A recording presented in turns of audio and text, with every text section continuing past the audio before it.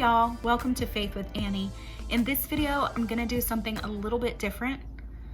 We have had a death in the family, and the main two people that are hurting right now are men.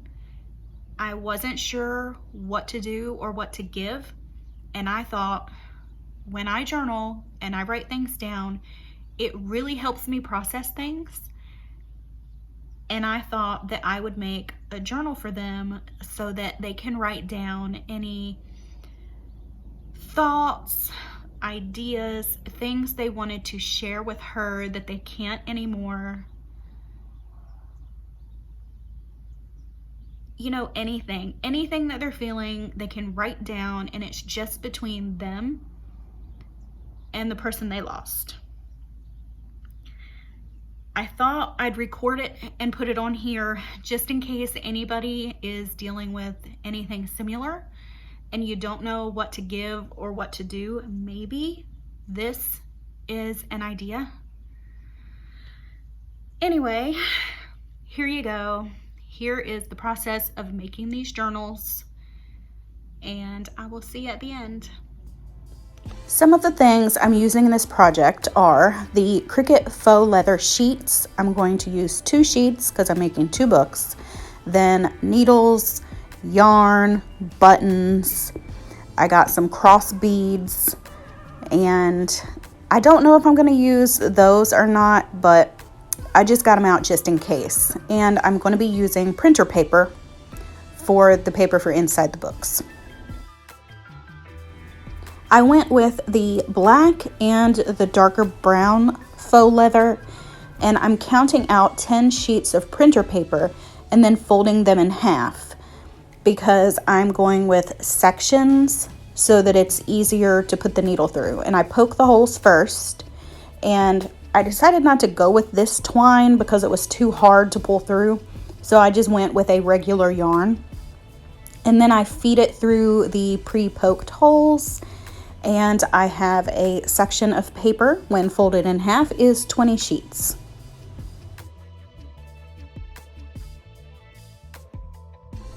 I have several sections that I sewed together. I planned on making these books thicker, but the leather just wasn't wide enough, so I had to go down to 2 packs per book. And I just stuck the pages in the book and then cut the top off so that the paper would fit inside the book. And I mark the spots where I'm going to poke my holes, then I pre-poke the holes and feed the excess string through those holes to attach it to the leather.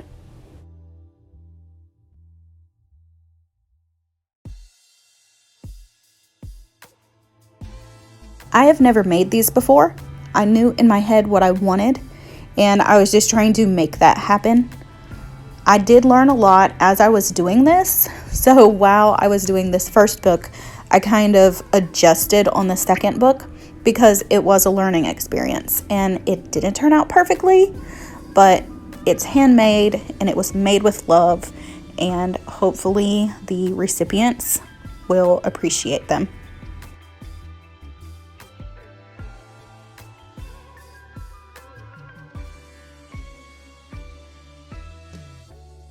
After I was finished threading through all of the yarn and attaching the pages to the leather, I wanted to cover up the little spots on the back where you could see the yarn. So I took some super glue and glued some buttons down to hide that.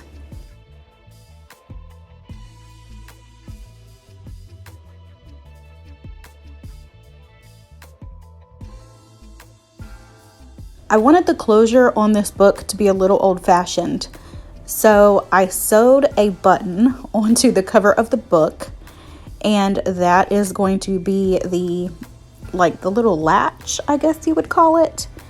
And then I'm taking some of the twine and attaching it to the other side of the book, and I'm going to make it so that the twine wraps around the book, and then you wrap that twine around that button, and it helps keep the book closed.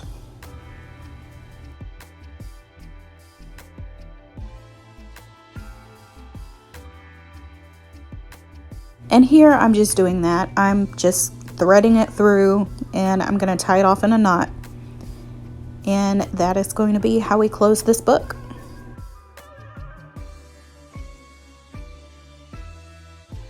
And that is book one. Book one is finished. Time to move on to book two, which is the black leather. And when I am threading these pages through the leather, I am actually threading them through the buttons. I think this makes it more secure and it gives it a better look. Another thing I did differently on this book is I thread the pages through first and then I cut it to size, because when I did the first one, I didn't quite like the fit, so I just adjusted with this one. And I am sewing a button through the front of this just like I did the other one, and the closure is going to be the same way.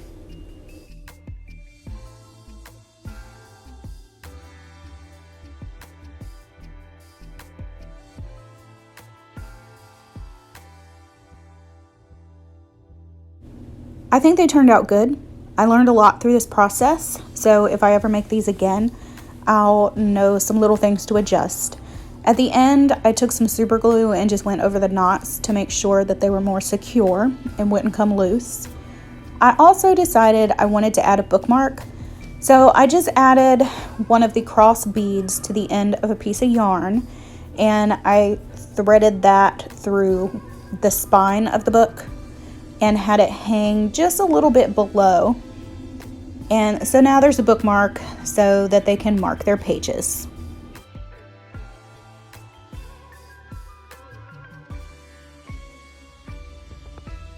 Thank you guys so much for watching. If you have any questions, please comment down below and I will answer to the best of my ability. I really appreciate every single one of you. I hope that maybe this gives you an idea if you're going through anything like this and you don't know what to give the people in your life that you care about that lost somebody. I know not everybody gives gifts, but I do, and this is what I came up with, and I don't know. I just hope maybe that this helps somebody. Bye guys.